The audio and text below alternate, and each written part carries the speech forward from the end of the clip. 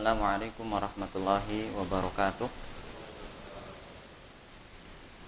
Innal hamdalillahi nahmaduhu wa nasta'inuhu wa nastaghfiruh wa na'udzu bihi min shururi anfusina wa min sayyiati a'malina.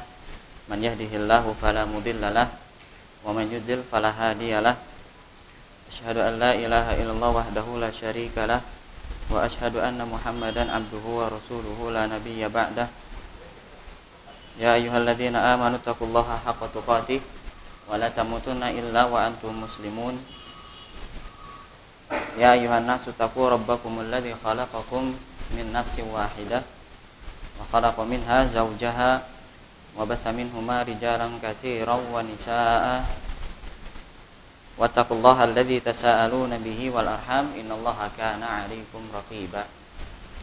Ya ayyuhalladzina amanu taqullaha wa qulu qawlan sadida yuslih lakum a'malakum wa yaghfir lakum dhunubakum wa may yuti'illaha wa rasulahu faqad faza fawzan 'azima.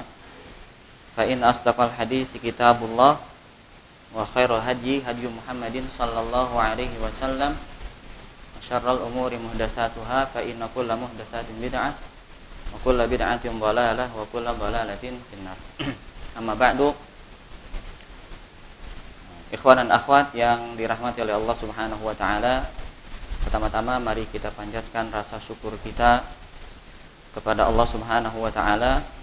Kita memuji Allah Subhanahu wa taala atas limpahan karunia dan rahmatnya, kasih sayang Allah Subhanahu wa taala kepada kita, sehingga kita bisa melaksanakan salah satu kewajiban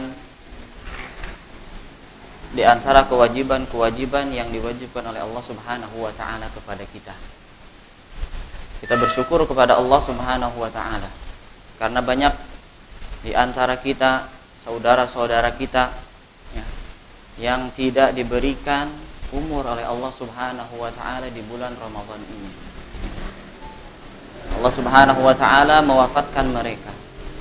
Ya, maka kita harus bersyukur kepada Allah Subhanahu wa taala. Pada hari ini kita masih diberi umur oleh Allah Subhanahu wa taala untuk melaksanakan ibadah yang sangat utama. Makanya penyesalan di antara orang-orang yang sudah meninggal nanti, tatkala Allah Subhanahu wa taala berfirman,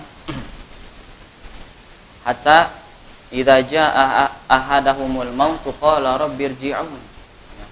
Tatkala datang kepada mereka kematian, mereka telah meninggal, mereka berkata kepada Allah Subhanahu wa taala, ya Allah, tolong kembalikan aku ke dunia. Mereka memohon kepada Allah Subhanahu wa taala. Mereka menyesal karena ketika sudah meninggal, ya mereka tidak akan bisa kembali lagi ke muka bumi ini. Apa kata mereka? La'alli a'malu sholihan fima taraktu, agar aku bisa beramal soleh terhadap amal-amal yang telah aku tinggalkan tatkala aku hidup. Jadi mereka menyesal, ingin kembali ke muka bumi ini untuk beramal soleh. Maka selayaknya bagi kita untuk senantiasa bersyukur kepada Allah Subhanahu wa taala. Pada hari ini, pada detik ini kita masih diberikan umur oleh Allah Subhanahu wa taala untuk bisa melaksanakan kewajiban-kewajiban yang diberikan oleh Allah Subhanahu wa taala kepada kita. Kita berusaha untuk senantiasa beramal saleh. Salawat serta salam semoga tercurahkan kepada Nabi kita Nabi Muhammad sallallahu alaihi wasallam, juga kepada keluarga beliau, kepada para sahabat beliau, dan kepada orang-orang yang senantiasa mengikuti jejak beliau hingga akhir zaman. Baik, ikhwan dan akhwat yang dirahmati oleh Allah Subhanahu wa taala, pada kesempatan kali ini kita akan sedikit membahas tentang amalan-amalan atau apa ya? Judulnya apa kemarin? Fikih prioritas ya. Fikih prioritas amalan di bulan Ramadan. Apa saja amalan-amalan yang harus kita dahulukan di bulan Ramadan ini ya. tatkala datang bulan Ramadan, maka kita sebagai seorang mukmin hendaknya kita bergembira ya. Kita senang dengan adanya bulan Ramadan ini karena ini adalah ajang bagi kita, ladang pahala bagi kita. Dan bahkan di bulan Ramadan ini Allah Subhanahu wa taala yang mengampuni dosa-dosa kita. Dan bahkan ya, Rasulullah Shallallahu alaihi wasallam bersabda, walillahi utaqa'u minan nar ya. Jadi Allah Subhanahu wa taala itu di bulan Ramadan ini akan mencabut dari neraka gitu ya, atau membebaskan dari neraka orang-orang ya. Wadzalika kullul lailah, dan itu pada setiap malam di bulan Ramadan. Maka pada pertemuan kali ini ya, apa saja amalan-amalan yang harus kita kerjakan ya. Ada beberapa poin yang akan kita bahas. Yang pertama yang ingin saya sampaikan bahwa di awal-awal Ramadan ya, kita mulai dengan hal-hal yang baik. Start kita ini harus baik ya. Jadi jangan terpengaruhi dengan bisikan-bisikan ya, jangan terpengaruhi dengan bisikan-bisikan syaitan. Tapi katanya kalau di bulan Ramadan ya, setan itu dibelenggu. Tetapi maksiat masih ada merajalela ya. Kita lihat orang yang tidak berpuasa juga masih banyak. Orang yang tidak sholat pun masih banyak ya. Bagaimana menggabungkan antara hadis dan realita ini? Maka kata para ulama, yang dimaksud setan dibelenggu di sini ya, bahwa setan memang dibelenggu, dirantai gitu ya. Tetapi dia masih bisa membisikkan kepada orang-orang walaupun dia terbelenggu, cuma tidak sebebas di luar Ramadan. Kemudian juga ada yang mengatakan memang setan dibelenggu, tetapi jiwa tetap ada jiwa yang buruk. Sehingga innan nafsa la'ammaratun bisu. Jadi jiwa yang buruk ini senantiasa membisikkan kepada hal-hal yang buruk. Jadi kalau jiwanya memang buruk, mau setan dibelenggu pun ya tetap akan ada maksiat. Walaupun setan dibelenggu. Jadi kalau kita ketika berpuasa ya, kemudian masih ada bisikan-bisikan, nanti sajalah beribadahnya, nanti sajalah baca Qur'annya. Apalagi kan sekarang kita masuk hari ke berapa? 13. Berarti minggu kedua ya. Masih dalam minggu kedua, masih awal-awal. Kan nanti juga bakal i'tikaf. Baca Quran nanti juga bisa pasti i'tikaf. Jadi bisikan-bisikan itu pasti ada gitu ya. Sekarang mah santai dulu lah, nongkrong dulu sama temen. Ya, kamu mau sudah mending segini ya. Yang lain melihat, yang lain mah tidak puasa. Kamu masih mending masih puasa. Jadi bisikan-bisikan itu pasti ada. Kenapa? Karena setan ingin menghancurkan gitu. Di awal-awal Ramadan kita, supaya tatkala kita menghadapi 10 hari terakhir, kita benar-benar meninggalkannya. Benar-benar hancur gitu. Dan di dalam ibadah Allah Subhanahu wa taala memberitahukan kepada kita fastabiqul khairat, berlomba-lombalah kalian di dalam kebaikan. Berlomba-lombalah kalian di dalam kebaikan. Nah, seperti itu pula ya. Kalau kita memulai Ramadan ini dengan yang buruk gitu. Start kita rusak seperti perlombaan ya.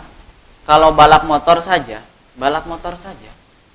Kalau dia sudah jatuh di awal, kira-kira dia sampai ke garis finish tidak? Tidak bisa sampai ya. Walaupun mungkin ada peraturan boleh kalau sudah jatuh boleh bangun lagi, baru lanjutkan lagi. Ya. Itu pun susah gitu ya. Nah, seperti itu pula kita sedang berpuasa. Kalau di awal-awalnya kita sudah tidak berusaha bersungguh-sungguh gitu di dalam beribadah kepada Allah Subhanahu wa taala, maka bagaimana nanti di akhir Ramadan? Jadi setan itu sangat senang kalau kita mengakhir-akhirkan amalan-amalan kita. Wah, nanti sajalah. Baca Qur'annya, wah nanti saja, masih ada waktu.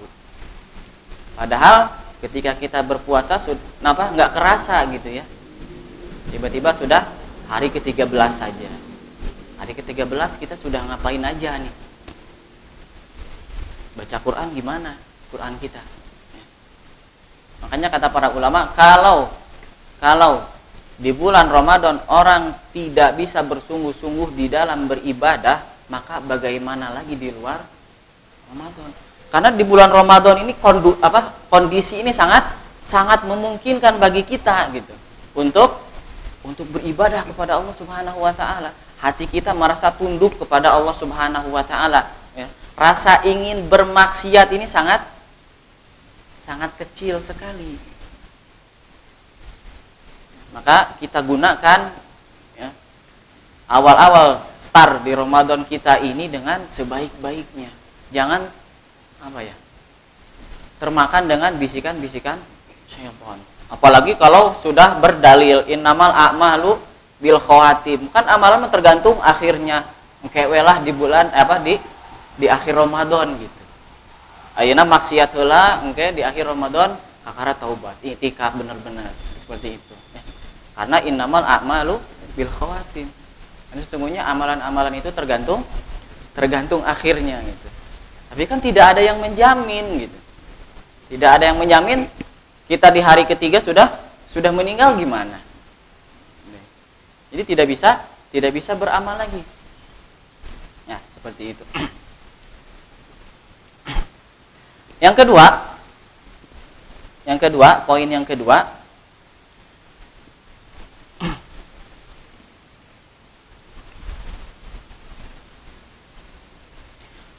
adalah waktu kita sangat singkat. Ramadan ini sangat singkat.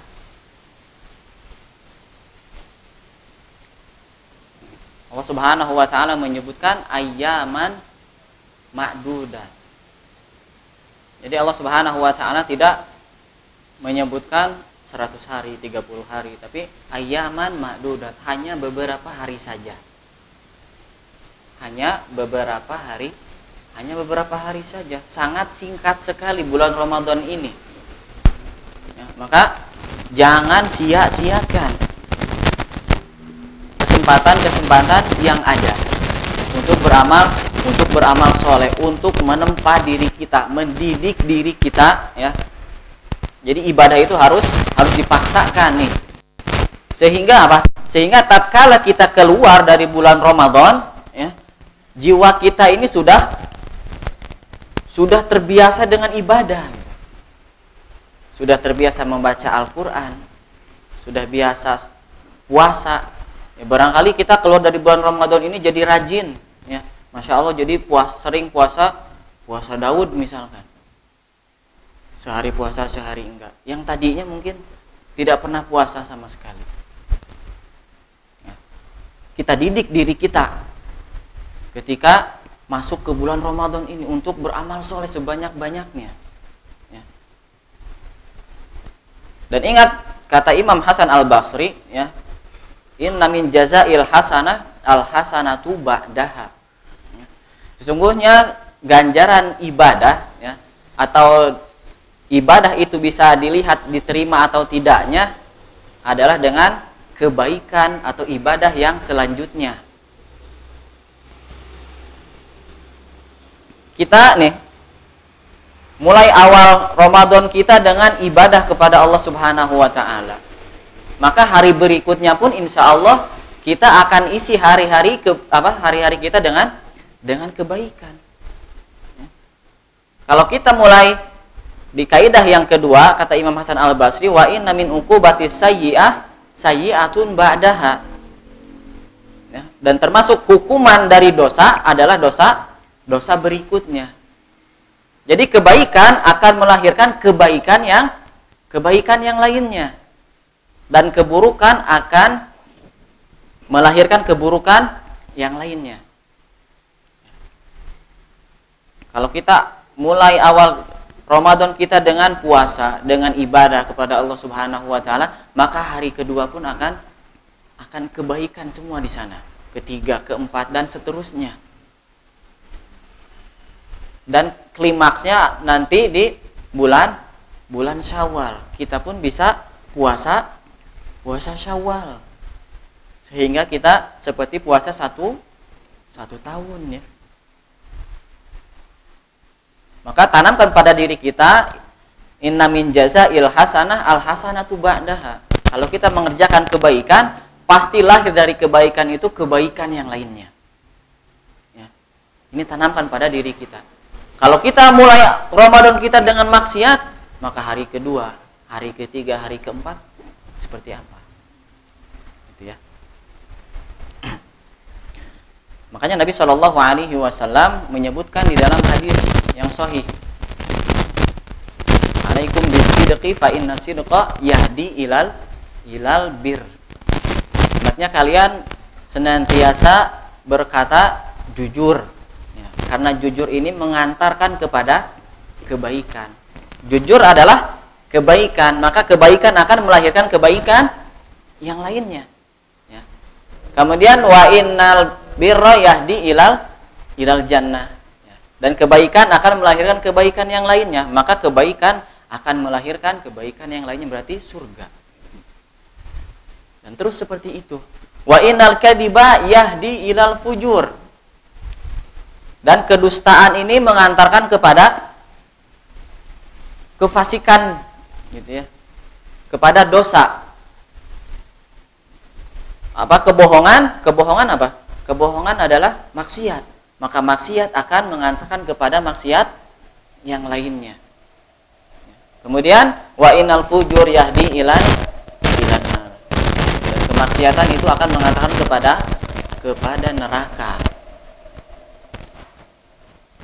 Maka Ramadan ini sangat singkat sekali. Kata Allah Subhanahu wa taala ayyaman ma'dudat. Tidak terasa kita sudah hari ke-13. Terus nggak kerasa lagi nanti tiba-tiba i'tikaf. Tiba-tiba lebaran. Ya, tiba-tiba menyesal. Oh, ternyata sudah lebaran lagi. Kemudian kita ya bercermin gitu ya. Kok cepat sekali waktu ini? Cepat sekali. Kenapa? Karena Nabi Shallallahu Alaihi Wasallam yang menyebutkan bahwa termasuk tanda-tanda kiamat adalah tataqarabu az-zaman. Ya. Waktu ini semakin berdekatan, semakin cepat. Padahal tahun kemarin kita baru puasa gitu, nggak kerasa, sekarang sudah puasa lagi. Ya. Atau enggak tahun kemarin kita sedang sekolah, tiba-tiba sekarang sudah menikah gitu ya. Nggak kerasa, sudah punya anak. Waktu itu nggak akan kerasa. Maka isi hari pertama kita dengan kebaikan. Yang kedua, bahwa Ramadan ini adalah singkat. Ya. Lalu apa upaya yang harus kita kerjakan? Yang harus kita kerjakan. Ya. Mengingat bahwa Ramadan ini sangat singkat. Ya. Maka kita harus cerdas di dalam beramal. Poin yang ketiga, ya setelah kita sadar bahwa Ramadan ini sangat singkat, ya, maka hal yang perlu kita ketahui adalah kita bukan hanya beramal saja, tapi harus cerdas dalam beramal.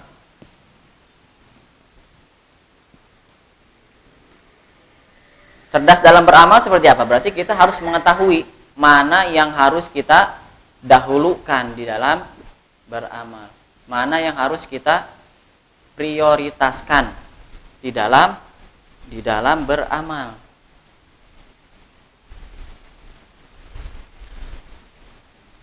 Nabi Shallallahu Alaihi Wasallam bersabda yang diriwayatkan oleh Imam Ahmad, dan hadis ini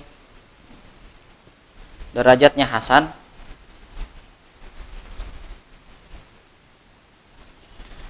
Rasulullah Shallallahu Alaihi Wasallam bersabda, saddidu wa qaribu wa'malu wa khayyiru.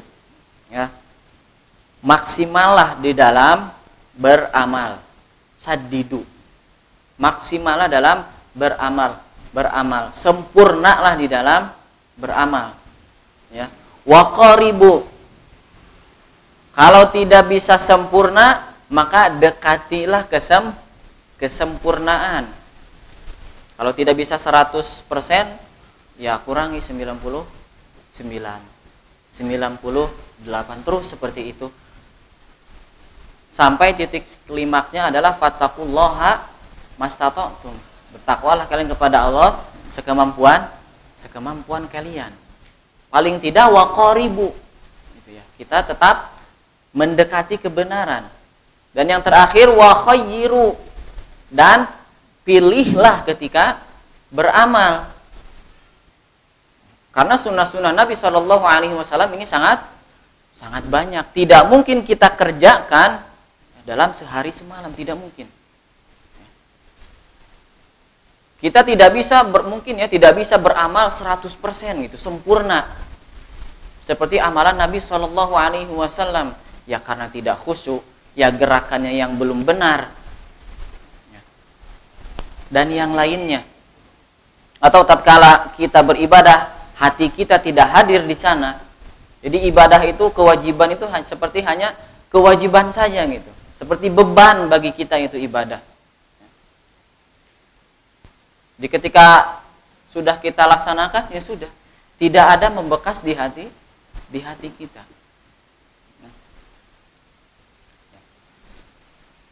Wa malu, tapi tetap beramal.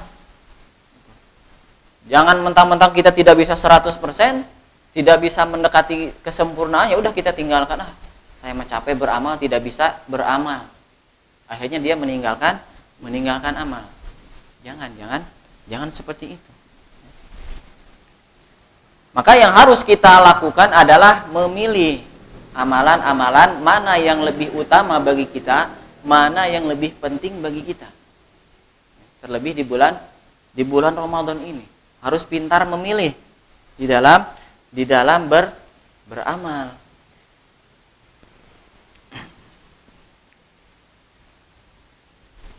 Apa yang harus kita dahulukan? Yang pertama, kalau kita masuk bulan Ramadan, apa hal pertama kali yang kita kerjakan?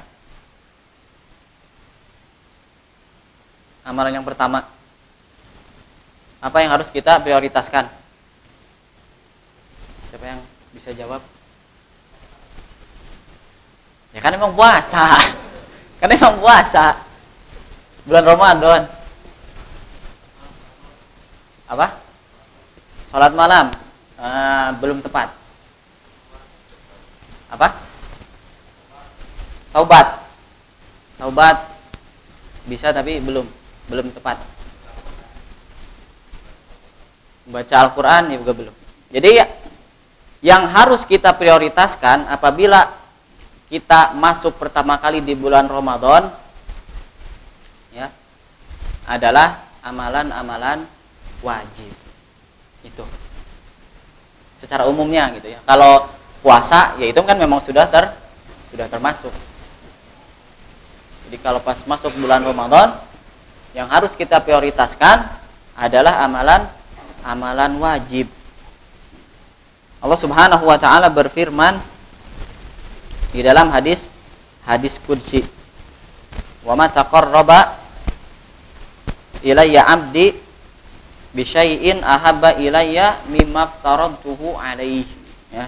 Dan tidaklah seorang hamba senantiasa bertaqarrub, mendekatkan dirinya kepadaku, ya, yang lebih aku cintai daripada amalan-amalan yang aku wajibkan kepada dia. Jadi amalan-amalan yang wajib ini adalah prioritas kita. Ya, sempurnakan dulu amalan-amalan yang wajib.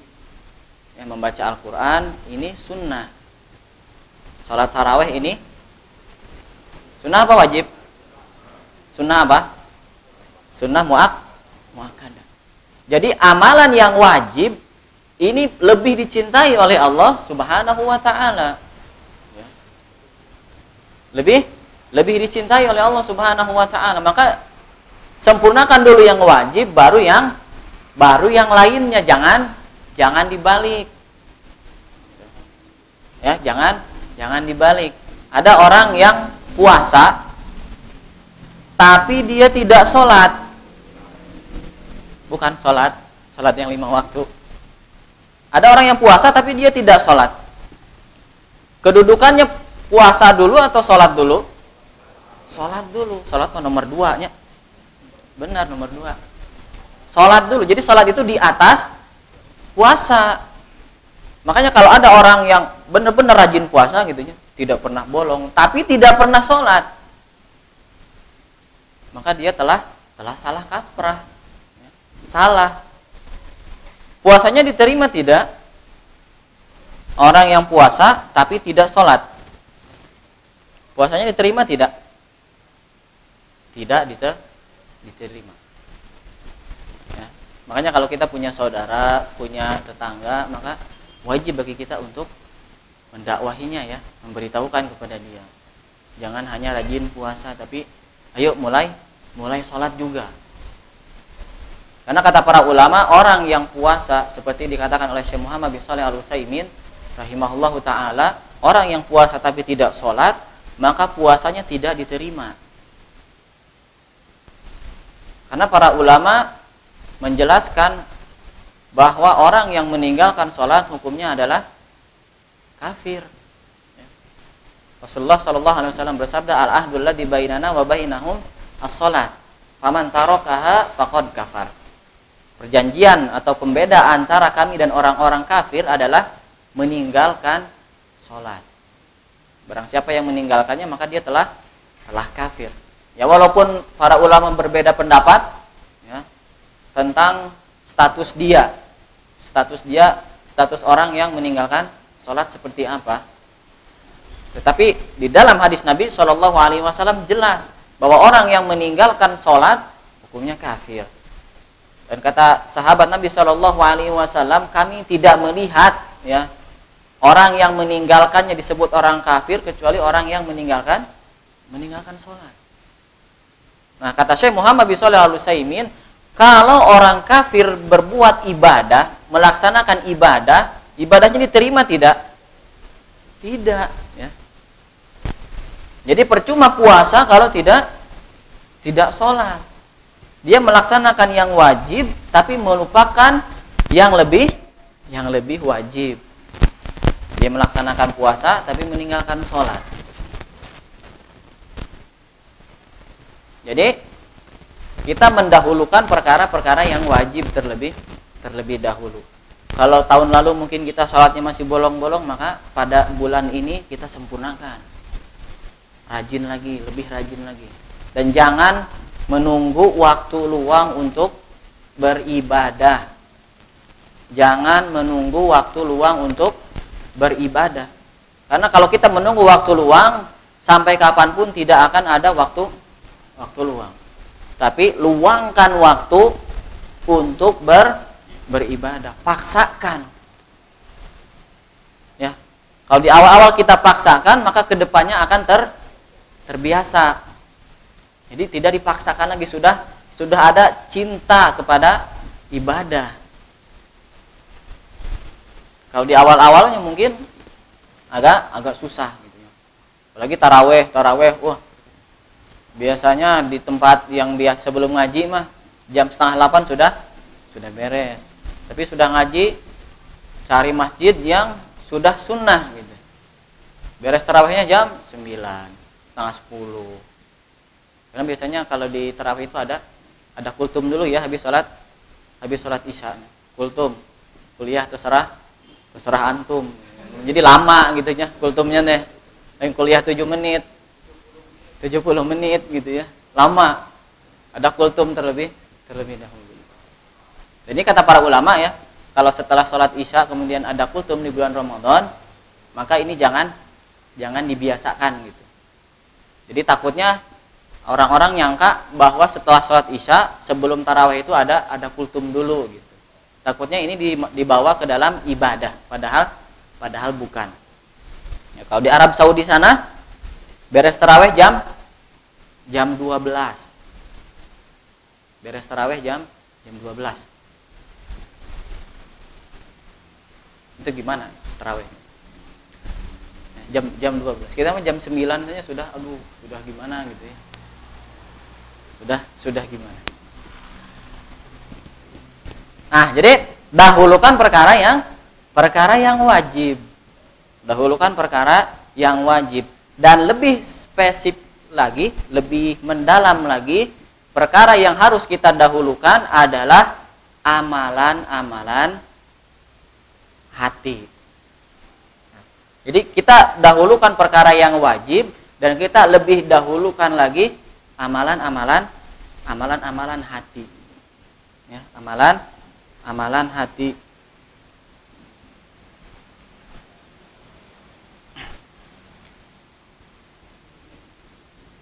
Jadi kita harus prioritaskan amalan-amalan hati sebelum amalan-amalan zahir yang wajib.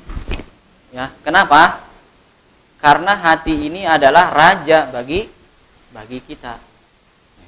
Sebenarnya kalau bahasa Arabnya hati itu bukan qalbun, itu sebenarnya jantung ya. Cuma sudah jadi bahasa resapan ke Indonesia hati. Karena kalau hati dalam bahasa Arabnya adalah kabidun, hati. Tapi ya orang-orang sudah ma'ruf ya kalau disebut hati, kalau disebut qalbun. Makanya Allah Subhanahu wa taala berfirman, ya ayyuhalladzina amanu kutiba alaikumus-syamu kama kutiba 'alal ladzina min qablikum la'allakum tattaqun. Wahai orang-orang yang beriman, berpuasalah kalian, atau telah diwajibkan kepada kalian berpuasa sebagaimana telah diwajibkan kepada orang-orang sebelum kalian, la'allakum tattaqun, agar kalian menjadi orang-orang yang bertakwa. Nah, berkaitan dengan takwa, maka kita kaitkan kepada hadis Nabi Shallallahu alaihi wasallam, at-taqwa hahuna, at-taqwa hahuna, at-taqwa hahuna. Takwa itu di sini. Di mana? Di hati. Takwa itu di hati. Berarti kita dengan sebab puasa ini ya bisa menjadi orang-orang yang bertakwa. Hati kita menjadi bersih. Ya percuma kita puasa tapi amalan hati kita rusak. Ya. Akidah kita, tauhid kita belum benar, ya. Maka bisa rusak amalan-amalan kita. Karena orang-orang lain pun sama seperti kita, berpuasa ya sudah berpuasa sama. Tapi apa yang membedakan? Hati dia. Kalau keimanan kepada Allah Subhanahu wa taala hatinya telah mantap, maka akan berbeda pahalanya. Makanya Imam Ibnul Mubarak rahimahullahu taala menyebutkan rubba amalin saghirin tukabbiruhun niyah wa rubba amalin kabirin tusaghiruhun niyah. Betapa banyak amalan yang kecil menjadi besar dengan sebab niat. Niat di mana? Di hati. Jadi kalau hatinya sudah baik, maka kita kaitkan kepada hadis Nabi sallallahu alaihi wasallam, idza saluhal jasadu kulluh wa idza fasadal jasadu kulluh. Kalau hati itu baik, maka seluruh anggota badannya pun akan baik. Jadi kalau amalan hati kita sudah bagus, maka akan berimbas kepada anggota badan kita. Jadi jangan seperti orang-orang murji'ah, Ustaz, yang penting mah saya mah hatinya saja yang baik. Walaupun saya nggak sholat. Karena ada orang yang sholat tapi suka mencela, suka yang ini dan yang lainnya gitu. Masih suka maksiat, masih banyak. Mending saya hatinya baik. Maka salah ya. Jadi kalau hatinya baik akan berimbas kepada seluruh anggota badan. Ya.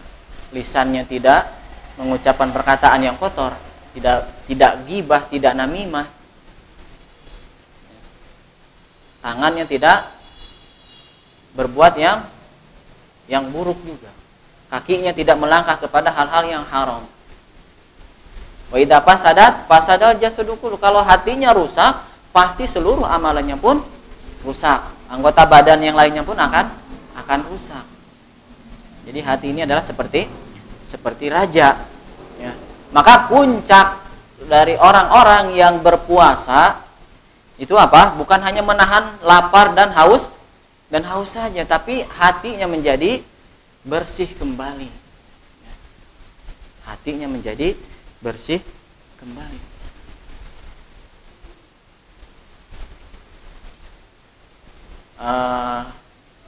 Syekhul Islam Ibnu Taimiyah rahimahullahu taala pernah mengatakan tentang amalan hati ini,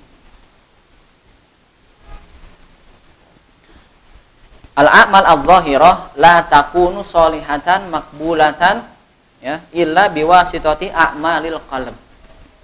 Ya. Fa innal qalba malikun wal a'dau junuduhu fa idza khabusal malik khabusat junuduhu. Ya. Amalan badan, amalan-amalan yang zahir ini tidak akan menjadi soleh, ya, tidak akan diterima kecuali dengan perantara amalan hati. Jadi amalan sholat gitu, ini tidak akan diterima, tidak akan menjadi amalan soleh kalau tidak dibarengi dengan amalan hati. Ya. Makanya hati ini yang menentukan. Betapa banyak orang yang sholat satu shop, satu barisan, tapi pahalanya seperti langit dan bumi. Ini dengan sebab apa? Sebab amalan hatinya yang membedakan. Ya. Padahal satu baris, ya, ketika sholat, tapi pahalanya seperti langit dan bumi. Nah, kalau sholat tidak dibarengi dengan hadirnya hati, amalan hati, maka seperti sholatnya orang-orang munafik. Wa idza qamu ila sholati qamu kusala. Kalau mereka menegakkan sholat, mereka malas-malasan. Malas sholatnya gitu. Zuhur sholat, atau maghrib yang lebih cepat, maghrib sholat, baru buka puasa. Allah Akbar, isya lagi, isya deui, asa karek dieu. Jadi buka puasa ini ajang balas dendam, ya, makan terkebek gitu, sampai kemerkaan. Pas taraweh tunduh. Kenapa? Kata Syekh Islam Ibnu Taimiyah, fa inal qalba malikun, karena sesungguhnya hati ini adalah raja. Wal a'dau junuduhu, dan anggota tubuh, anggota badan yang lainnya adalah apa? Prajuritnya gitu. Fa idza khabusal malik khabusat junuduhu. Kalau rajanya buruk, ya seluruh pasukannya pun akan buruk, ya. Dan kita tahu bahwa derajat agama kita ada 3, ya. Yang pertama Islam, yang kedua iman, yang ketiga ihsan. Dan kata Syekh Abdul Muhsin bin Abbad hafizahullahu taala, setiap derajat itu lebih baik dari derajat yang sebelumnya, ya. Islam, kemudian iman, maka iman lebih baik daripada Islam, dan ihsan lebih baik daripada iman, ya. Makanya kita katakan fakullu mu'minin muslimun. Maka kita katakan setiap orang yang beriman sudah pasti dia orang Islam. Dan setiap orang yang muhsin itu sudah pasti dia muslim dan mukmin. Kalau kita sebutkan dalam satu konteks, maka Islam adalah amalan zahir, sholat, puasa, zakat, haji, ya. Kalau iman adalah amalan hati. Dan iman lebih bagus daripada amalan zahir. Amalan hati ini lebih besar pahalanya dibandingkan dengan amalan zahir.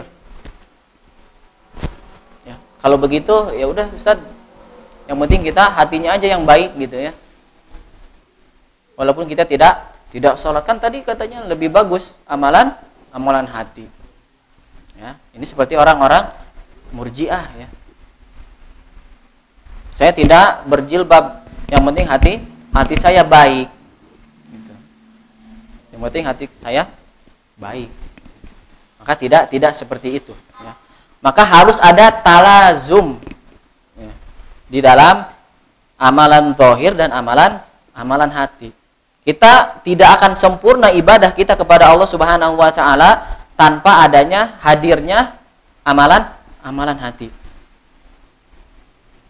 Amalan hati contohnya apa? Iman. Makanya ketika Nabi SAW menyebutkan man shoma ramadhana imanan wahtisaban. Ini dua syarat dari Nabi SAW. Barang siapa yang berpuasa. Nah, ini puasa ini adalah amalan apa? Amalan zahirnya. Ya. Imanan wahtisaban ini amalan hatinya. Dia beriman kepada Allah Subhanahu wa taala, didasari keimanan. Kemudian bukan didasari karena paksaan ya, atau bukan didasari dengan rasa malu ya. Anak kita puasa umur 8 tahun, masa kita nggak puasa ya, jadi era itu maunya eleh ku budak. Nah ini tidak benar ya. Puasa anjing mah era aya bos di kantor gitu. Nah, ini bukan didasari dengan keimanan. Wahtisaban, ihtisab itu apa? Mengharap pahala dari Allah Subhanahu wa taala. Mengharap ini amalan hati. Jadi digabungkan antara amalan zahir dan amalan hati, dan ini harus ada dua-duanya. Maka kata Nabi SAW, ghufira lahu ma taqaddama min dzambihi. Maka akan diampuni dosa-dosa dia yang telah lalu. Kemudian ketika berbicara tentang salat tarawih juga seperti itu. Man qoma ramadhana imanan wahtisaban ghufira lahu ma taqaddama min dzambi. Kemudian berbicara tentang Lailatul Qadar. Man qoma Lailatul Qadri imanan wahtisaban. Barang siapa yang menghidupkan malam Lailatul Qadar ya, didasari dengan keimanan dan ihtisab, maka akan diampuni dosa-dosa dia yang telah lalu. Jadi amalan hati ini ya bisa lebih besar pahalanya dibanding dengan amalan zahir. Dan tidak mungkin amalan kalau tidak bergabung antara dua ini. Ya. Kita berzikir kepada Allah Subhanahu wa taala. Misalkan subhanallah seperti itu ya. Jadi tidak ada tadabbur, tidak ada meresapi ketika berzikir kepada Allah Subhanahu wa taala. Ya. Harusnya ada hadirnya hati kita tatkala berzikir kepada Allah Subhanahu wa taala. Membaca Al-Qur'an pun demikian. Pokoknya hadirkan hati ya di setiap amalan-amalan yang kita kerjakan. Karena ini menjadi penentunya. Makanya tatkala Allah Subhanahu wa taala menyebutkan la yanalallahu luhumuha wala dima'uha walakin yanaluhu taqwa minkum. Jadi tatkala bulan haji ketika kita menyembelih kurban, hewan kurban yang diterima oleh Allah Subhanahu wa taala itu bukan dagingnya gitu dari kita itu, tapi ketakwaannya dari kita. Dan takwa sekali lagi ada di hati kita. Jadi Allah Subhanahu wa taala tidak menerima hewan sembelihannya, tidak. Tapi yang diterima adalah ketakwaan dari kita ya. Ya, jadi amalan hati ini yang paling utama. Maka kita harus mempelajari lagi ya. Apa saja amalan-amalan hati, ikhlas ya. Kita harus ikhlas di dalam beribadah kepada Allah Subhanahu wa taala. Kita takut kepada Allah Subhanahu wa taala, kita cinta kepada Allah Subhanahu wa taala. Dan ikhlas ini merupakan perkara yang sangat sulit ya. Yang sangat sulit. Kita ini bisa belajar ya, belajar surat misalkan An-Naba, menghafal. Kita menghafal 2 hari kemudian mungkin kita bisa hafal ya. Tapi ikhlas, kalau kita pelajari ikhlas ya, kemudian kita sholat malam nanti sholat tarawih, belum tentu kita bisa ikhlas. Malam besoknya juga belum tentu. Bahkan kata para ulama, saya mempelajari ikhlas, saya berusaha untuk ikhlas di dalam ibadah setelah 20 tahun. baru saya bisa merasakan ikhlas itu seperti apa di dalam beribadah. Jadi ikhlas ini perkara yang sangat sulit ya. Maka sangat disayangkan gitu ya. Kalau sekali berulama saja mereka menyebutkan ya, ma'alatu syai'an asyadda alayya min niyati, tidak ada penyakit yang paling sulit yang aku obati melebihi daripada keikhlasanku, daripada niatku. Ya.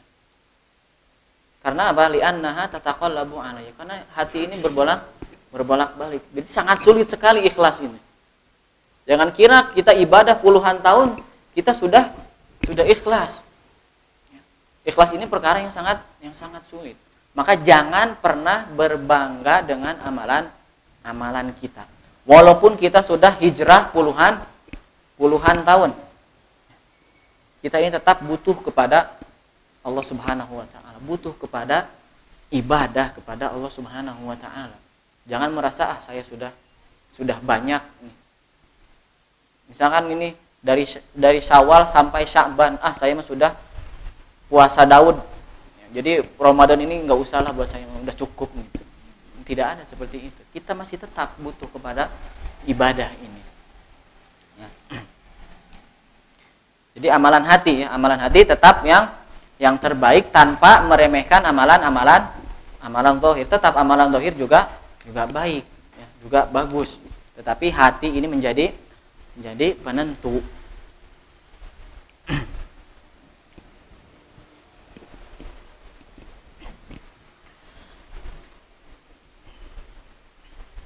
Allah Subhanahu wa taala berfirman di dalam hadis qudsinya, as-siyamu li wa ana ajzi bihi. Jadi puasa ini untuk Allah Subhanahu wa taala, dan para ulama ketika menjelaskan tentang hadis qudsi ini, di sini para ulama menyebutkan bahwa kita jangan memperuntukkan ibadah kita untuk selain Allah Subhanahu wa taala. Di sini ada penekanan dari Allah Subhanahu wa taala.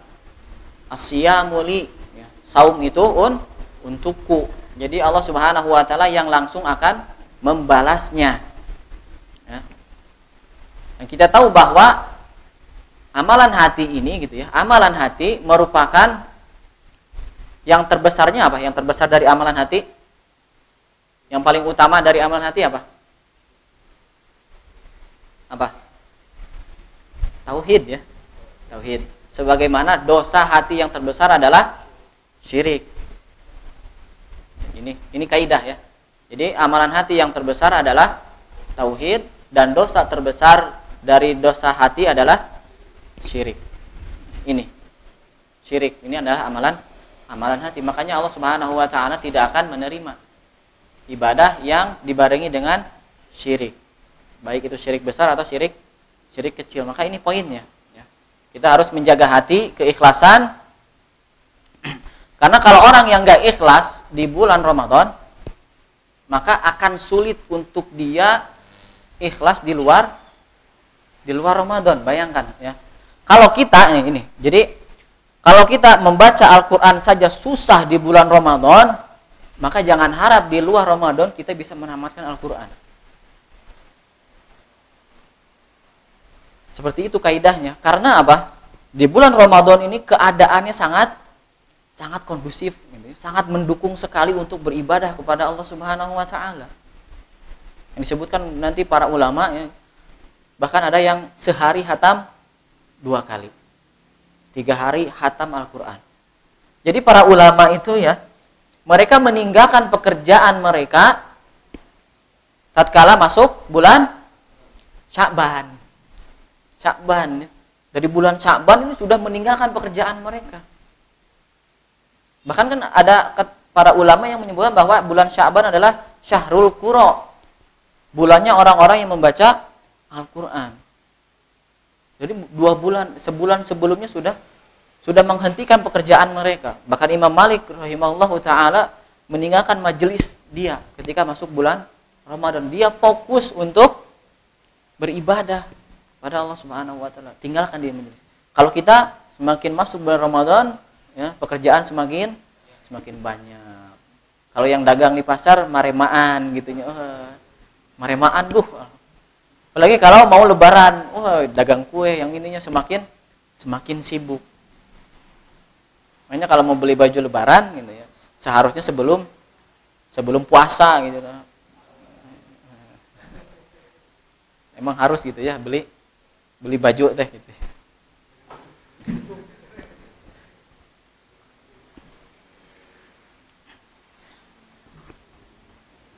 Kemudian dari amalan hati kita yang kedua adalah atau amalan-amalan yang lainnya ya. Maka usahakan untuk disembunyikan atau merahasiakan amalan kita. Karena puasa mengajarkan kita untuk merahasiakan amalan kita. Coba, kalau kita sedang puasa, ada yang tahu nggak kalau kita sedang puasa? Ada tidak? Nggak ada. Nggak ada yang tahu, kecuali mungkin kalau badan kita lemes gitu. Kurnaon kamu misi ganu puasa wae, sakit itu kan. Tapi susah. Jadi puasa ini mengajak kita untuk merahasiakan amalan kita. Makanya Nabi SAW bersabda, "Man istata'a an yakuna lahu khibaun min amalihi falyaf'al." Kalau dia bisa memungkinkan untuk dia mempunyai ibadah yang dia sembunyikan, maka hendaknya kerjakan. Karena menyembunyikan, merahasiakan amalan, ya, ini lebih dekat kepada keikhlasan kepada hati kita. Ya. Maka kalau bisa rahasiakan amalan kita. Makanya para ulama terdahulu mereka sering merahasiakan amalan dia. Ada orang yang hidup, ya, seorang istri hidup dengan suaminya, gitu ya, 20 tahun belum pernah melihat dia sholat sunnah.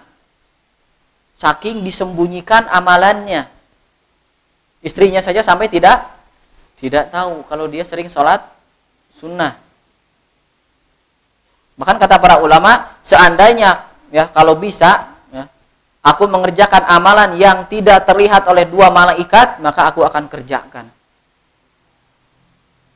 Saking ingin merahasiakan amalan dia. Saking ingin merahasiakan amalan dia. Contoh yang lain seperti Abdurrahman bin Abi Layla. Ya. Disebutkan yusalli fi baitihi fa idza sya'ara bi ahadin qata'a sholatan nafilah wa nama ala firashihi. Ya. Abdurrahman bin Abi Layla, ya, dia sholat sunnah di rumahnya. Kalau dia merasa ada seseorang gitu ya, ada ya seseorang yang melihatnya atau ada seseorang yang ingin masuk ke rumahnya, maka dia memutuskan sholatnya, berhenti sholatnya, kemudian buru-buru tidur di kasurnya. Lihat, buru-buru tidur di kasurnya, ka'annahu naim, seolah-olah dia sedang tidur. Fa idza dakhala alaihi dakhil wa yaqulu hadza la yaftur minan naum ghalibu waqtihi ana firashihi naim. Kalau ada orang yang masuk, kemudian dia berkata, ini orang kerjaannya tidur banyak, sore wae gitu ya kerjaannya teh. Tapi dia tidak membantahnya gitu. Saya teh sholat ya, antum itu terang gitu. Untuk klarifikasi tidak, karena apa? Dia tidak ingin dilihat oleh orang lain. Tidak ingin dilihat oleh orang lain. Menyembunyikan amalan dia. Contoh yang lain seperti Al-A'mash. Al-A'mash menyebutkan, saya bersama Ibrahim An-Nakhai, ya, bahwa yaqra'u fil mushaf. Kemudian dia sedang membaca Al-Qur'an. Ya. Fastadana alaihi rajulun faghatta mushafan. Ada seseorang yang ingin masuk ke rumah dia, ya, maka dia langsung menutup mushafnya, seolah-olah dia sedang tidak membaca. Jadi para ulama ini sangat merahasiakan amalan dia, saking tidak ingin dilihat oleh orang lain, ya. Karena ini bisa menjaga keikhlasan dia gitu. Ingin ikhlas. Jadi tujuan dia beribadah kepada Allah Subhanahu wa taala itu apa? Ingin ikhlas kepada Allah Subhanahu wa taala. Jadi tidak peduli orang yang mencaci maki seperti tadi ya. Abu Laila sare we pagawean deh. Dia tidak mengharapkan itu, mau dicerca, mau dicela, mau dibully, terserah. Yang penting aku mendapatkan ridho Allah Subhanahu wa taala, dan itu harus ada di kehidupan kita setiap hari. Kalau tujuan kita adalah Allah, ya, insya Allah cacian, makian, bulian, ya, saya tambah hijrahna teu bener, hijrahna gitu, non radikalisme, terorisme, itu tidak akan berpengaruh kepada dia. Karena tujuan kita adalah Allah Subhanahu wa taala. Contoh saja kalau kita ke dealer gitu ya, ke dealer motor misalkan. Mau beli motor misalkan Yamaha gitu, mau beli NMAX gitu. Mau beli NMAX, kita datang ke dealer, tiba-tiba orang dealernya ngomong, aduh Pak, hapunten X-Max mah teu aya nuju kosong, pami aya oge kedah inden heula 4 bulan. Kumaha reaksi orang? Maka orang bakal narosnya. Ari NMAX aya teu? Pami NMAX mah aya cenah. Nya sok we da abi mah bade meser NMAX nya. Mau X-Max mah teu aya, punah ka mana ge teu sawios abi mah. Da tujuan anake bade nyanak NMAX. Maka seperti itu pula kita beribadah kepada Allah Subhanahu wa taala. Kalau tujuan kita Allah Subhanahu wa taala, maka kita tidak akan melihat kepada yang lainnya. Mau dicela, mau dicaci dan yang lainnya. Ini tidak akan berpengaruh kepada kita. Nah, contoh yang lainnya Muhammad bin Aslam, ya. Jemaah yang dimuliakan oleh Allah Subhanahu wa taala, teu aya cainya. Lazamtuhu aktsara min 20 sanah. Lam arahu yusalli haitsu arahu rak'ataini min tatawwu fi makanin yarahun nas illa yaumul jum'ah. Ya. Muhammad bin Aslam, kata pendampingnya nih yang menemani Muhammad bin Aslam, aku menemani Muhammad bin Aslam selama 20 tahun. Dan aku tidak pernah melihat beliau sholat 2 rakaat ya, di tempat publik yang kelihatan orang, kecuali 2 rakaat tatkala sholat Jumat. Karena sholat Jumat itu apa? Sholat intidhar ya, 2 rakaat pasti wajib atau dikerjakannya pasti di rumah di masjid lah. Nggak mungkin kalau di rumah saya sholat apa? Sholat intidhar ngantosan imam. Tapi anjeunna masih di rumah, ya nggak mungkin. Hanya itu saja. 20 tahun belum pernah melihat sholat sunnah. Kalau begitu amalan lebih baik disembunyikan ya. Iya. Tapi terkadang ada yang lebih baik ditampakkan juga ada. Tapi kebanyakan kata para ulama lebih baik disembunyikan. Allah Subhanahu wa taala berfirman, in tubdus shadaqat fani immahi. Kalau kalian menampakkan amalan sedekah kalian, maka tidak mengapa. Wa in tukhfuha wa tu'tuhal fuqara fa huwa khairun lakum. Kalau kalian sembunyikan dan kalian berikan kepada orang-orang fakir, maka itu lebih baik. Terkadang kita sedekah agar dilihat orang, agar dicontoh oleh orang, maka ini lebih baik. Tapi kalau dilihat orang, kalau tersembunyi gitu ya, ini lebih menjaga kepada keikhlasan kita. Karena kita tahu bahwa 7 orang yang dinaungi oleh Allah Subhanahu wa taala diantaranya apa? Warajulun tasaddaqa, dan seseorang yang bersedekah sampai tangan kirinya tidak mengetahui, tangan kanannya saking disembunyikannya. Saking disembunyikannya. Maka orang yang ikhlas, kata para ulama, yastawi ingdahu al-madhu wadh-dhammu. Kalau orang yang ikhlas itu sama saja bagi dia orang yang memuji dan orang yang mencela dia. Sarua we teu aya bedanya. Karena dia tidak butuh pujian manusia, dia tidak butuh celaan manusia. Yang penting dia butuh kepada pujian Allah Subhanahu wa taala. Ya, kalau gitu amalan diserahasiakan saja ya. Saya mah mau sholat di rumah aja, takut tidak ikhlas. Pas adanna tidak pakai mic, tos adan teh acan atos nah teu ngangge speaker, saya mah bade ngajaga keikhlasan gitu, supaya tidak kelihatan sama orang, tidak kedengaran sama orang. Kemudian kalau ibu-ibu misalkan jilbab, Ustadz saya mah mau merahasiakan amalan saya, jadi saya mah mau berjilbab di rumah saja. Jadi tidak ada yang tahu gitu kalau ke rumah, ke kantor, ke sekolah gitu nggak pakai jilbab. Gimana ini? Salah ya. Kita harus merahasiakan amalan-amalan kita kecuali kalau itu syiar. Syiar itu apa? Syiar itu ikonnya gitu ya. Kalau yang harus ditampakkan seperti azan ini harus ditampilkan, harus ditampakkan. Sholat Jumat juga, saya mau sholat Jumat di rumah gitu. Istri saya yang jadi mad'unya, saya jadi khotibnya, kan nggak mungkin. Wajib di masjid. Sholat Jumat, ya sholat Jumat juga di sholat jamaah berjamaah juga wajib di masjid kalau bagi laki-laki. Ini adalah syiar gitu. Kalau ibu-ibu syiarnya apa? Berhijab. Gak mungkin dirahasiakan amalan dia, gak mungkin ya. Karena ini adalah syiar. Nah, kalau amalan-amalan yang bentuknya adalah syiar, maka wajib ditampilkan, ditampakkan gitu.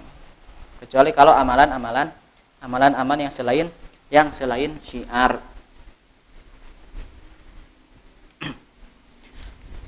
Itu yang keberapa? Yang kedua ya. Yang pertama amalan hati kan ya. Yang kedua yang harus kita prioritaskan di dalam beramal adalah amalan-amalan zahir yang wajib. Yang pertama amalan hati, yang kedua amalan zahir. Amalan zahir yang wajib. Yang paling wajib yang pertama apa? Salat. Maka harus dijaga salat ini. Karena kedudukan salat lebih tinggi daripada puasa. Jangan sampai kita puasa, kita bersemangat puasa tapi salat kita tinggalkan. Ini tidak benar. Sempurnakan dulu yang terlebih yang pertama ya. Yang pertama apa? Syahadat. Sempurnakan dulu syahadat kita, pelajari apa itu syahadat, kalimat la ilaha illallah, sempurnakan. Yang kedua baru sholat, pelajari sholat seperti apa saja yang membatalkan sholat, apa saja yang mengurangi kesempurnaan sholat. Ya. Baru naik ke level yang selanjutnya, ya seperti itu. Jangan diacak. Ya. Seperti kita sudah sebutkan bahwa kalau kita belajar ilmu dengan tidak bertahap, maka ilmu yang akan kita dapat tidak berkah gitu ya. Jadi kacau ilmunya. Bahkan kesananya bisa jadi sesat. Jadi harus dijaga. Yang kedua adalah amalan wajib. Amalan zahir yang wajib apa? Puasa. Maka puasa pun harus dijaga ya. Puasa pun harus dijaga. Apa saja yang membatalkan puasa kita pelajari, minimal kita baca nih. Ketika masuk ke bulan Ramadan ini kita baca. Puasa itu apa? Pengertiannya apa? Jangan ditanya, "Hayu orang puasa, di puasa teh naon?" Puasa mah henteu makan teu minum, pokokna mah eta puasa. Salat naon? Salatnya kitu we nu aya rukuan, nu aya sujudan eta salat. Jadi minimal kita sebagai penuntut ilmu tahu gitu tatkala kita ingin mengajak teman kita ya, apalagi kalau ngajak mualaf gitu ya, orang-orang mengajak orang-orang yang baru masuk Islam kan mereka belum terlalu paham. Jadi harus dikasih pelan-pelan pengertiannya apa. Kemudian hal-hal yang membatalkan puasa juga apa.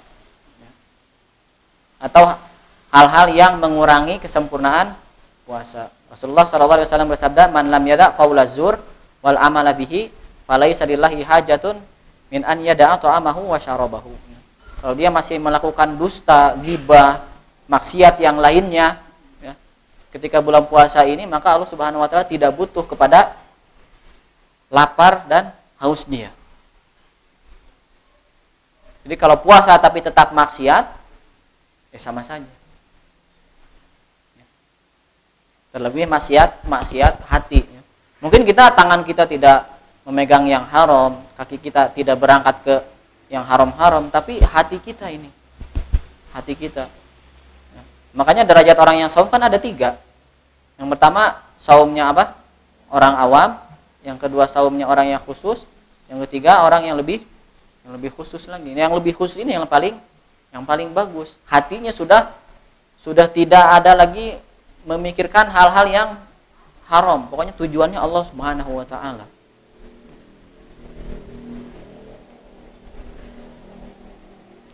Kemudian yang ketiga apa? Zakat. Nah, apalagi di bulan Ramadan ada zakatul fitr. Farada Rasulullah sallallahu alaihi wasallam zakatul fitr.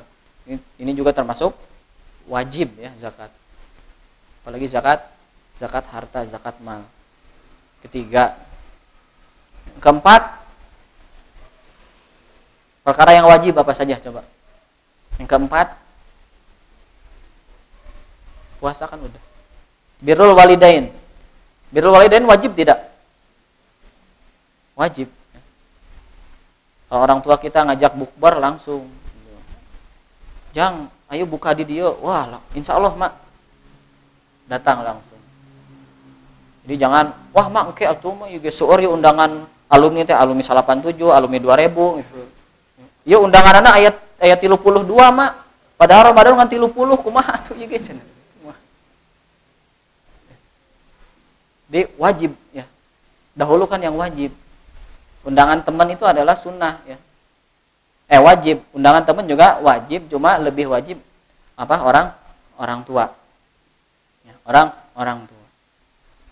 Kasih hadiah kepada orang tua, jangan lupa. Yang sebelum Ramadan belum berbakti, maka bulan ini nih merupakan ajang nih, waktu buat kita nih, buat berbakti kepada kedua orang tua. Ya. Seorang suami jangan menghalangi istrinya untuk berbakti kepada orang tuanya yang sudah susah payah melahirkan dia. Yang mentang-mentang ketaatannya bapak berubah kepada dia gitu ya. Jadi dia melarang hanya untuk berkunjung ke rumah ibunya saja dia tidak boleh, dilarang sama dia. Ini nggak boleh ya. Yang sudah menikah maka ajak, bahkan kita yang ke sana, ayo kita yang ngajak. Ayo neng orang ke ditu. Orang ke mamah. Ajak. Untuk berbakti kepada kedua orang tuanya. Ya. Walaupun tidak sampai kepada derajat wajib lagi bagi seorang istri. Nah. Kemudian yang kelima, nafkahi istri. Ini juga wajib. Jadi pahala di bulan Ramadan ini akan dilipat gandakan, ya. Berbeda dengan bulan-bulan yang biasanya. Nah, nafkahi istri. Di luar Ramadan dia ngasih nafkahnya cuma 2 juta. Di bulan Ramadan tambah lagi. 10 juta itu. Ya. Nya punya. Nya 10 juta. Berbuat ya. Jangan sampai kita ya semangat untuk memberi makan kepada orang lain gitu. Tapi istri dan anak-anak kita telantarkan. Salah gitu. Karena tetap sedekah atau nafkah yang paling baik kepada keluarga kita. Dahulukan keluarga kita, kalau sudah tercukupi baru kepada orang lain. Jadi jangan memaksakan karena teriming-iming dengan hadis Nabi Shallallahu alaihi wasallam, kalau memberi makan maka dia akan mendapatkan pahala orang yang saum. Ya. Tetap kepada keluarga ini yang terbaik. Ya. Bahkan 1 dinar kata Nabi Shallallahu alaihi wasallam yang engkau infakkan di jalan Allah untuk berjihad di jalan Allah, ini tetap lebih baik yang engkau keluarkan untuk keluarga engkau. Makanya kita harus cerdas di dalam beramal. Mana yang harus kita prioritaskan? Kalau keluarga kita saja belum tercukupi, ya jangan memaksakan diri untuk yang lainnya. Kemudian seorang suami dan dia juga sebagai seorang anak gitu ya, kepada orang tuanya gitu. Dia melupakan istrinya, tapi dia mendahulukan kedua orang tuanya. Tetap, kata para ulama, nafkah istri ini lebih didahulukan. Tetap wajib. Ya. Lebih wajib kepada istri terlebih dahulu. Kalau ada lebih baru kepada kedua orang tua. Dan ini ulama telah sepakat. Nafkah istri ini lebih diutamakan. Yang keenam, nah ini bagi istri, melayani suami dengan baik. Melayani suami dengan baik. Karena ketaatan istri kepada suami adalah wajib. Kalau di luar Ramadan dia biasa mijit suaminya 20 menit, nah, pas Ramadan mah sajam atuh. Gitunya. Kan capek atuh tas pulang tarawih itu jam 8. Aduh, pijit heula. Nah, seorang istri jangan sampai membuat suaminya marah. Pokoknya tahanlah di bulan Ramadan ini. Biasakan sehingga kita keluar Ramadan ya. Keluar dari bulan Ramadan sudah terbiasa tidak membuat suami marah. Ya mudah-mudahan dengan amalan itu di luar Ramadan nanti ya nafkahnya jadi nambah. Oh, karena kamu sudah baik nih, aku kasih hadiah ini. Bang mesyarkeun mobil misalkan. Jangan anak nak gitu. Jangan anak nak. Nah.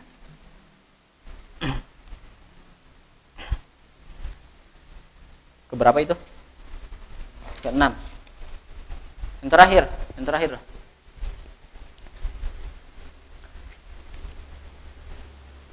Yang selanjutnya yang harus kita prioritaskan ya di dalam berarti yang ketiga ya. Yang ketiga adalah amalan spesialis Ramadan. Amalan yang emang ikonnya Ramadan gitu. Yang pertama adalah memperbanyak zikir.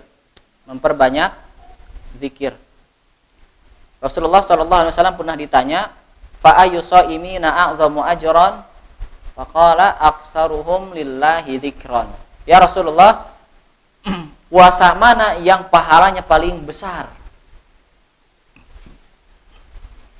Maka kata Nabi SAW, orang yang paling banyak berzikir kepada Allah Subhanahu wa taala. Ini puasa yang terbaik. Dan kita masih ada harapan untuk mengalahkan orang lain di dalam perkara ini. Bahkan mungkin kita bisa mengalahkan ustadznya gitu ya. Bisa jadi dalam berzikir. Karena di antara kita siapa yang tidak bisa berzikir? Ya. Kalau Nabi SAW menyebutkan orang yang paling bagus puasanya adalah orang yang hafal 30 juz, bagaimana? Ada nggak kita kesempatan? Nggak ada ya. 30 juz paling cuma beberapa orang. Atau orang yang paling bagus puasanya adalah orang yang hafal Sahih Bukhari. Nah, gimana? Susah ya. Tapi Nabi SAW menyebutkan orang yang paling bagus puasanya adalah orang yang banyak berzikir. Dan kita bisa ya berzikir ini. Ya. Yang kedua, membaca Al-Quran. Membaca Al-Quran. Jadi ikonnya Ramadan adalah membaca Al-Quran. Para ulama menyebutkan huwa tilawatul Quran wa it'amu ta'am.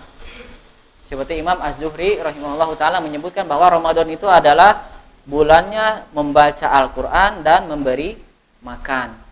Tilawatul Quran wa it'amu ta'am. Ini ikonnya. Makanya Imam Malik tatkala ditanya, saudarinya ditanya, apa yang dikerjakan oleh Imam Malik ketika masuk bulan Ramadan? Maka saudarinya menjawab, al-mushaf wa tilawah. Beliau senantiasa memegang mushafnya dan membaca Al-Quran. Membaca Al-Quran boleh dirahasiakan, silahkan. Dirahasiakan. Ataupun mau ditampilkan ya silahkan. Tapi tetap jaga keikhlasan kita. Kalau memang dirasa saya susah untuk ikhlas, maka lebih baik sembunyikan saja dalam membaca Al-Quran. Atau ingin menyembunyikan lagi di HP, kan sekarang sudah canggih. Jadi orang-orang menyangkanya kita sedang melihat HP. Oh, kerjaan nanti ngelihat HP, padahal kita sudah membaca Al-Quran, sudah 10 juz. Maka ini tidak mengapa. Imam Qatadah rahimahullahu taala tatkala masuk bulan Ramadan, beliau menamatkan Al-Quran pada setiap 3 malam. 3 malam. Bisa tidak kita? Bisa lah. Insya Allah bisa. Kalau ada niat. Ya. Kalau di luar Ramadan beliau menamatkan setiap 7 hari. Imam Qatadah. Kemudian Imam Syafi'i berapa? 2 kali per hari. Per hari. Berarti 60 ya. Kalau 30. 2 kali tamat dalam sehari. Ada yang bisa? Padahal Imam Syafi'i juga sama sibuk. Ya samalah seperti kita, tidak ada bedanya. Yang membedakan adalah keberkahan waktu beliau. Jadi orang-orang soleh ini waktunya sangat barokah ya. Berbeda dengan kita.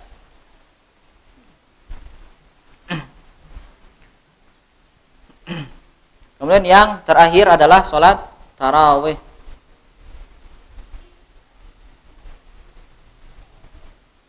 Sholat tarawih. Rasulullah SAW bersabda, barang siapa yang sholat bersama imam sampai beres, maka dia akan dituliskan seperti sholat semalam suntuk. Jadi jangan sampai bolong tarawihnya ya. Jangan sampai bolong. Karena kita lihat di awal-awal Ramadan masjid ini penuh ya. Penuh gitu ya. Tapi kesananya ya kosong lagi. Ya. Yang asalnya 4 baris jadi 4 orang. Ada kemajuan ya, semakin ke sana tuh semakin maju. Nah, di zaman Umar bin Khattab radhiyallahu anhu ya, imam di zaman beliau membacanya surat Al-Baqarah ini dalam 8 rakaat. 8 rakaat berarti 2 juz setengah. Al-Baqarah itu 2 juz setengah. Kalau ada orang yang baca Al-Baqarah dalam 12 rakaat atau 11 rakaat, maka diprotes sama ininya, makmumnya, jadi protes. Nah, sakedeng teuing. Jadi 2 juz setengah. Kalau di Basroh yang lebih ini lagi di Basroh ya, 10 juz per sekali tarawih. Ini zaman dulu ya. 10 juz per sekali tarawih. Berarti 3 hari hatam salat tarawih. Jadi salat tarawih ini semakin lama semakin baik. Namanya juga tarawih ya. Jadi tarawih ini bukan ajang balapan ya. Orang balapan jeung imam gitu. Gitu. Jadi 7 menit 23 rakaat itu siga kumaha gitu. 7 menit 23 rakaat siga kumaha bacaannya. Padahal di dalam salat ini butuh tumakninah. Dan tumakninah ini adalah rukun salat. Kalau tidak dikerjakan maka tidak sah salatnya. Dan yang mengerjakan ini katanya adalah pimpinan pesantren. Kita ngangge dalil anu mana gitu. Ngangge dalil anu mana gitu.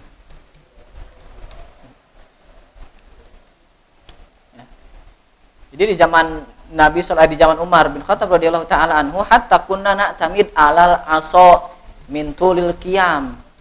Kata para sahabat nih.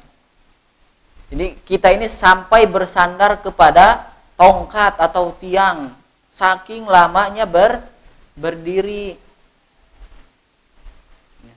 Saking lamanya berdiri. Jadi kalau bisa kita cari masjid yang memang sholatnya sudah lama gitu, tarawihnya gitu, lama dalam bacaannya. Kalau di Arab Saudi ini sehari satu juz ya, 1 juz. Jadi 1 juz ya beres sampai jam 12 lah, kurang lebih jam 12. Makanya kalau kita lagi sahur nih jam 4 kan bedanya 4 jam kan sama Saudi.